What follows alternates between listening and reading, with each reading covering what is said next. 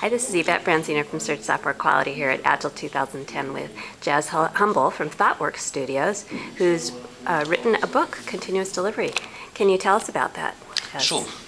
So continuous delivery is about the problem of getting software from dev complete to live, which is a problem we see all the time in ThoughtWorks, in most of the gigs that we go to, is that when we put agile software delivery processes in place, the development team does a pretty good job of actually getting software to the stage where features get done pretty quickly.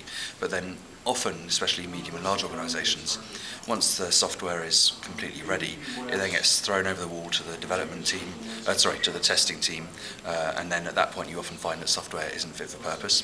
And then once testing is done, it often gets thrown over the wall to the operations team to deploy. And at that point you find that software isn't fit for use, it doesn't meet performance requirements, it's not sufficiently scalable, there's security problems, and even big architectural problems get found at the time of deployment frequently.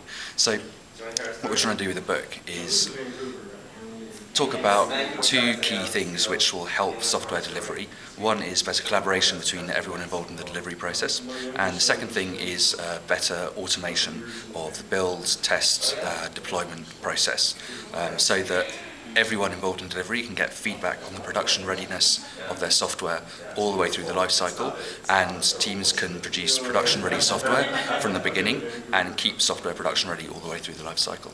Okay. Do the builds actually go into production when they're doing this, or is it just to continue to keep it production ready?